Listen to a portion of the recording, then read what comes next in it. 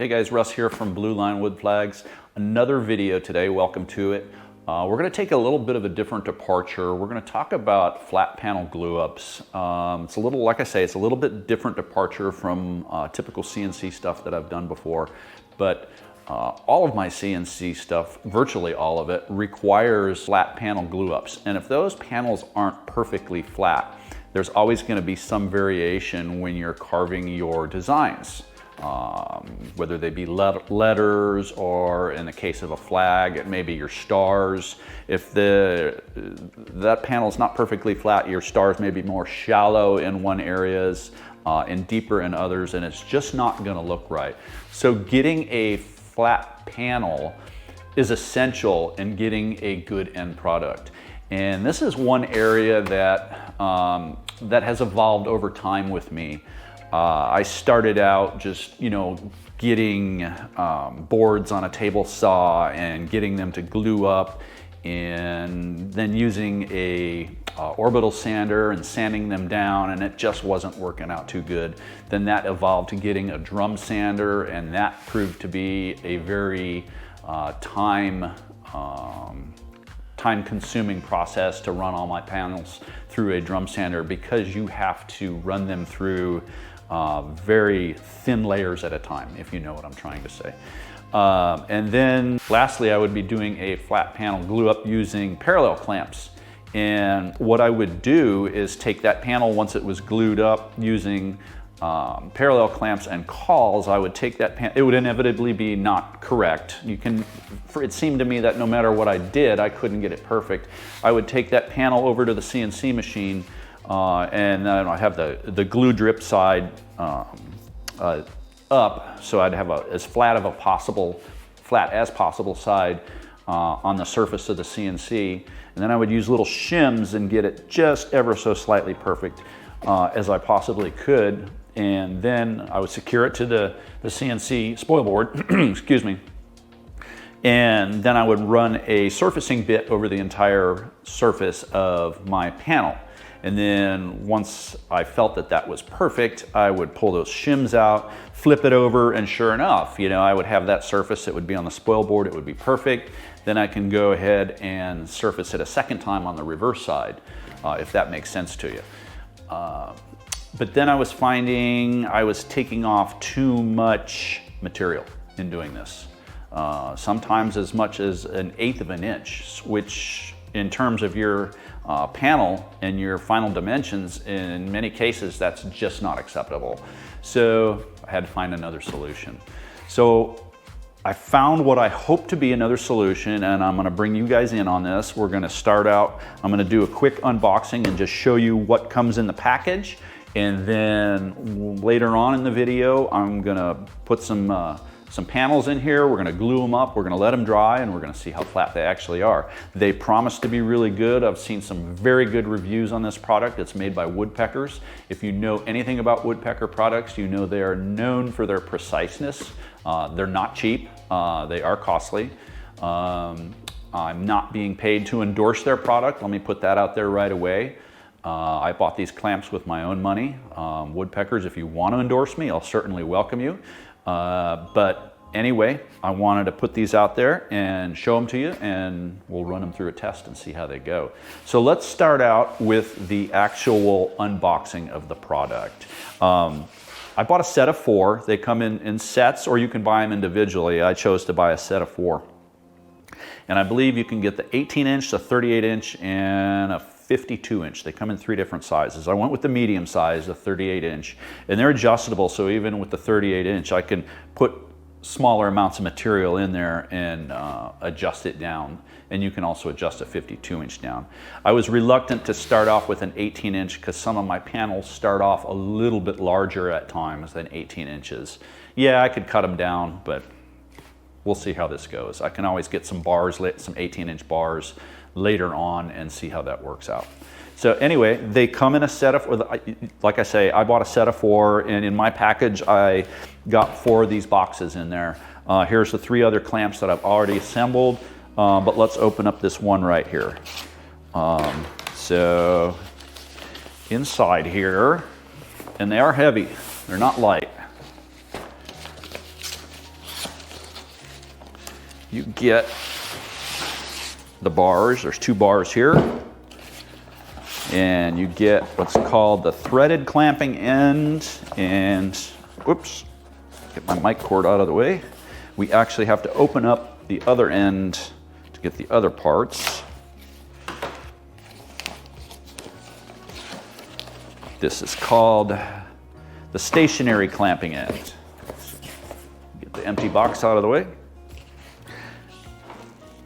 Now when we open up the bars, let's cut this packing tape out.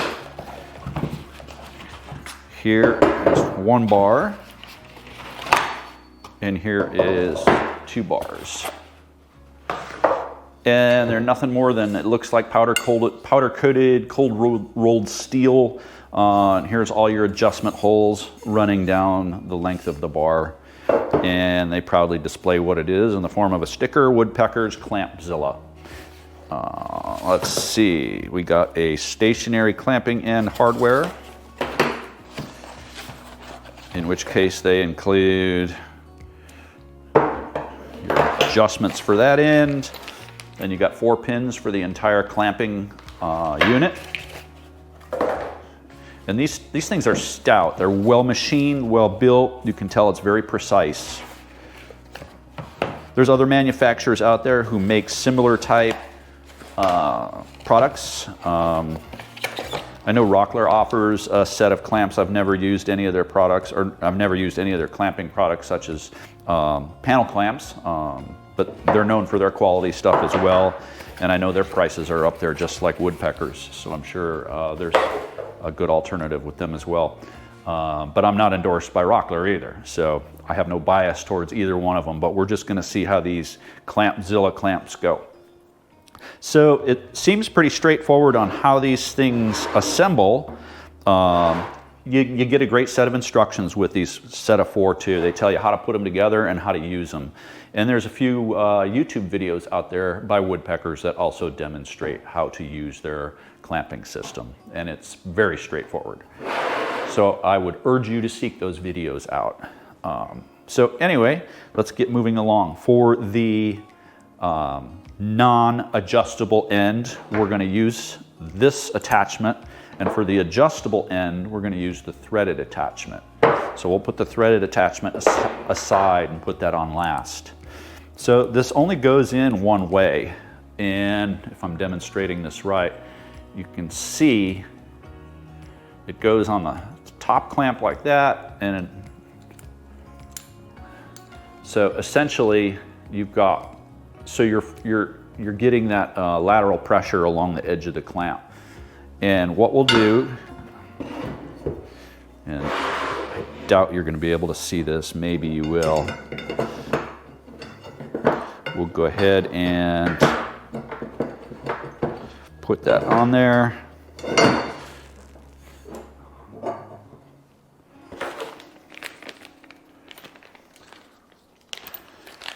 And we're going to need all four pins, so we'll take all 4 pins out of their bag. And I'm going to go ahead and put this on the second notch, which is right here.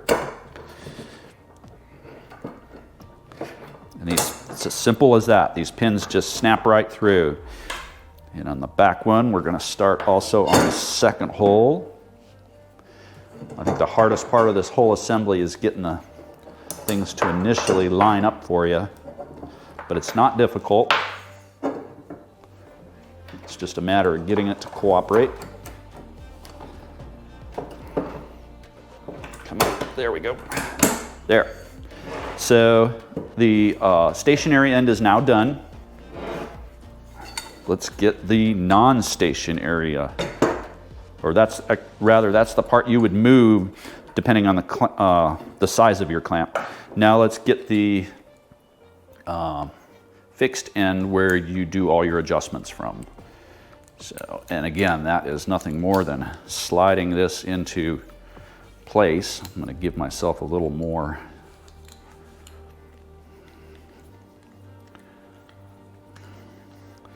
wiggle room for assembly and get that clamp out of the way.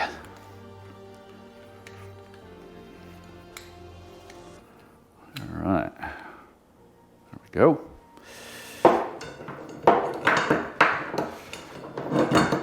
And again.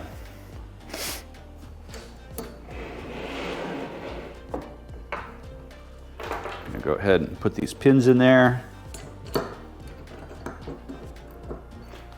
Assembly is simple as that. Little bit of fudging around with, but they went together fairly easy. Not that big of a deal. So we've got all 4 of them assembled. The next part of this, I'm going to get some S3S oak surfaced on all 4 edges, and then we're gonna try and glue them up and put them in these clamps, and we'll go from there and see how they work.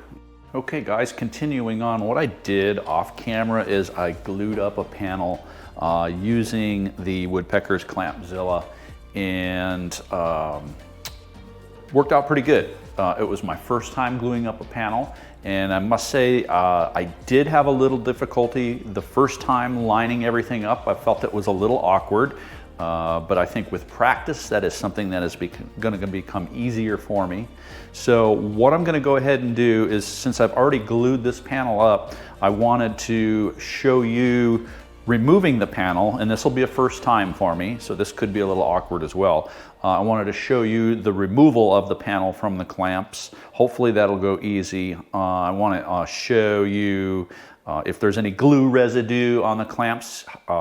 If there is, how easy it comes off from this powder coated steel. And then we'll go through a loading of another clamp and a glue up, and we'll load it up into the clamp itself. So let's go on. First thing we need to do is loosen these clamps. Just by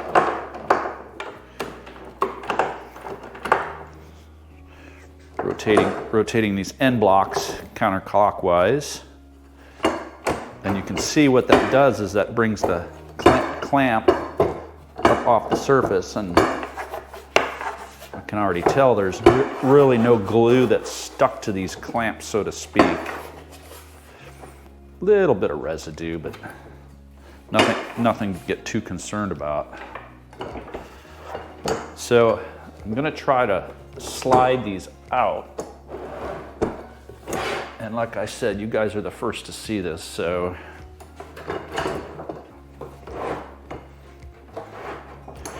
it's always, yeah, we're just gonna have to do it.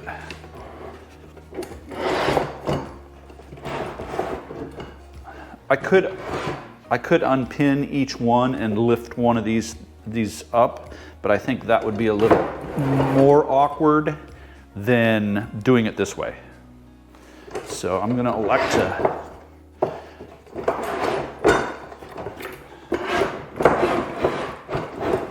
just do the slide. Now keep in mind, I'm not marring any of the permanent edges because this isn't the final dimension of this panel. This is all going to get cut out slightly different.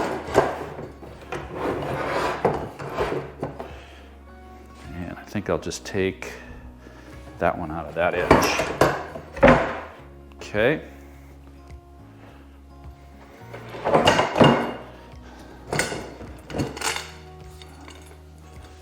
All right. So there is a little glue on there. I'll show you that in a second. But the panel itself,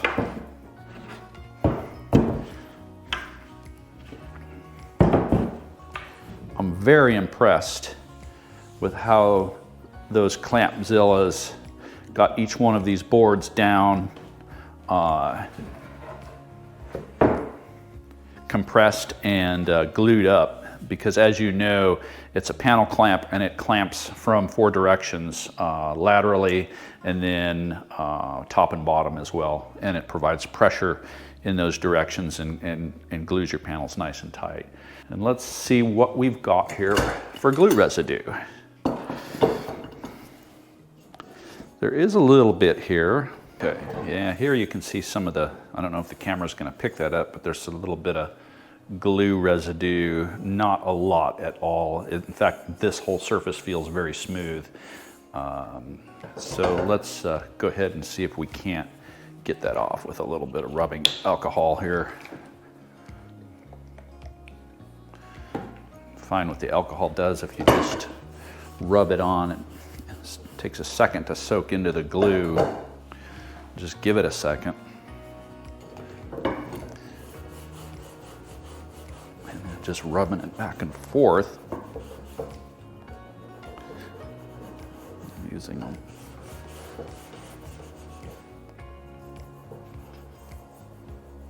Yeah, it's coming. You can see what it does. It just wants to come off once that alcohol dries.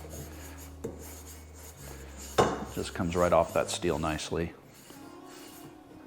Okay, so the only thing that I've done at this point after cleaning up the glue residue and positioning them on my work surface is I moved these fixed end blocks because my second panel that I'm going to glue up is slightly different in width. So I had to bring them in by one hole, and that was just a matter of undoing these pins, cotter pins, whatever you want to call them, pulling them out, sliding those blocks up one, and repositioning those pins. So next point, or excuse me, the next part is getting our panels lined up in these clamps. And I have three pieces of wood that are going to get edge glued in here. And I'm sure you're familiar when you're gluing up the pieces of wood that you don't have to put glue on the end one. You just have to put glue on at least one of the surfaces that butts up against here. And I do it that way. Not everybody does. Some people put glue on both surfaces. I feel that that's often a little overboard. You don't really need to put that much glue on your surface. Actually, when it comes to gluing up, a little bit goes a long way, I feel. So what we'll go ahead and do is use the slide-in method. And again, we could pull these top pins and lift these in one at a time, but there's 4 of these clamps. I think that would be a little bit awkward. And remember, these are 38-inch clamps. These aren't 18-inch clamps where they're real light. So these are somewhat heavier. So we're going to use the slide-in method on these. And we're just going to slide in at least this. And we can position these final get the final position here shortly. I just wanted to get the piece of wood in there.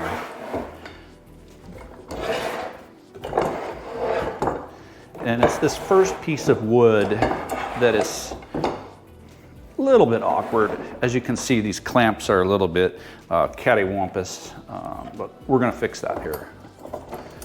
So let's get it butted up against that end one. And we'll just gauge it just by how it looks. Get that one.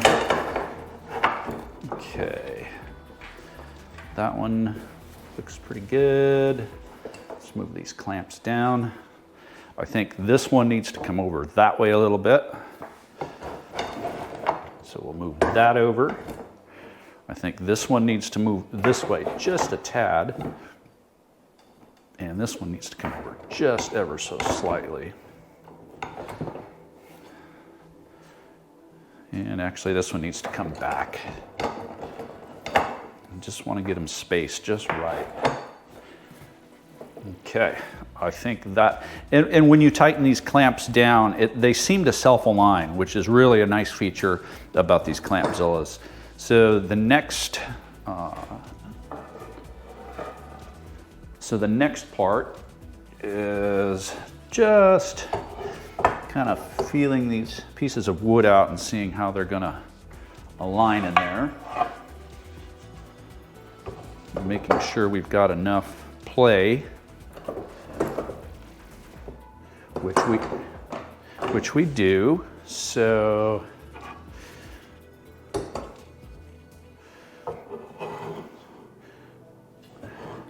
we've got our fixed end piece in the clamp, and the rest of these I'll apply glue to this surface.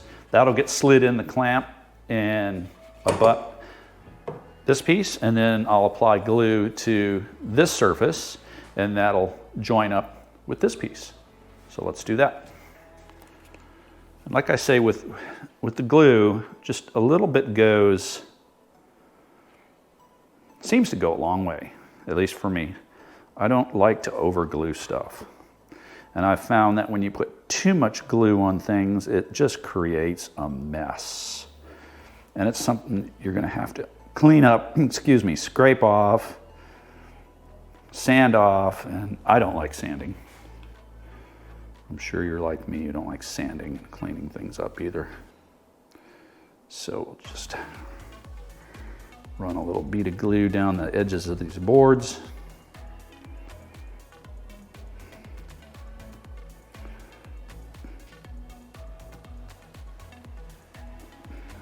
Get it just perfect.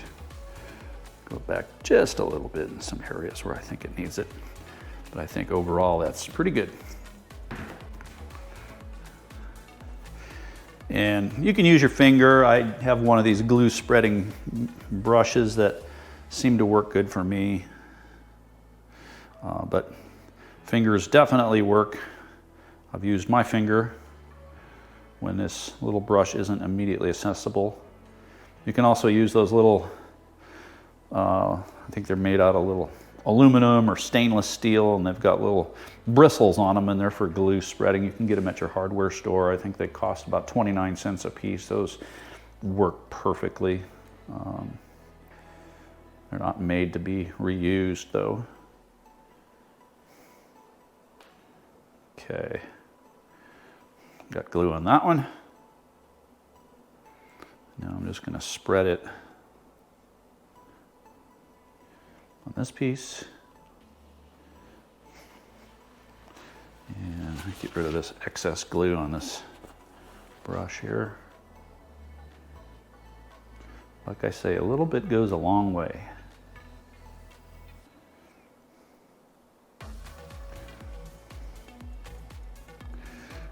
And with these panels, you're going to get some good squeeze out because they apply a lot of pressure.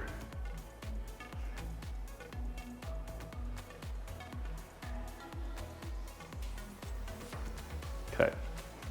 Now remember, your setup time on Titebond is, I think, about, well, at least with the Titebond 2, it's not super long. So what we'll do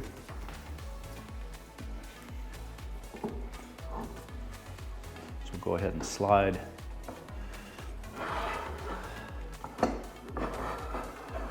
this piece of wood in.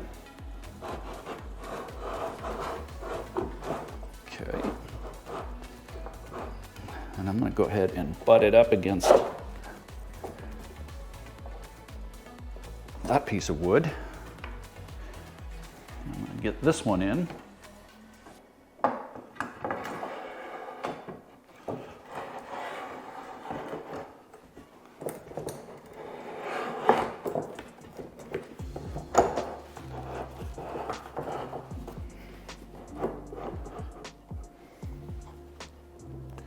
Okay. That's looking pretty good. Now it's just a matter of tightening them up. And right here, I just go just to where they meet.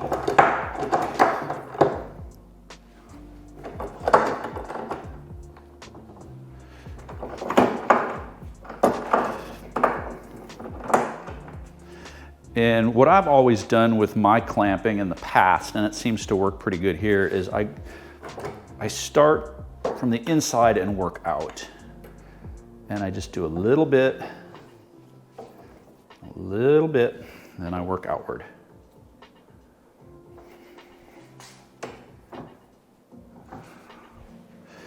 And you can see the squeeze out starting to happen.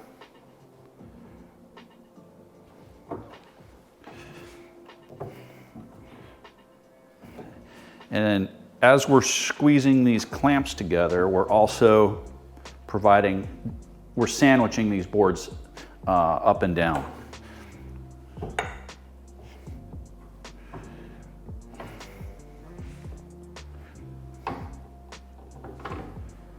Okay, I think that's looking pretty good.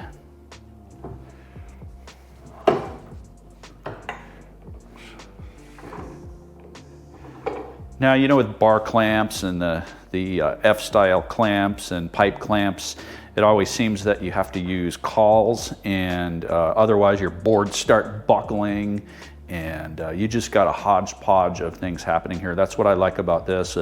It's fairly straightforward, fairly simple, and you're getting all of your clamping done with what you see.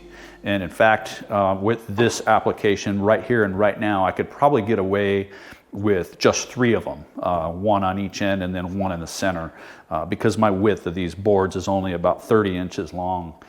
But I've got all 4, so I went with 4. So yeah, they're looking pretty good. So we'll go ahead and end this video now, guys. Thank you so much for joining in on this, and stay tuned for future videos. If you like my content, please hit the subscribe button and like this video. Hit the bell icon also to be notified when I post new content. I really appreciate y'all, and you guys have a great day. Cheers.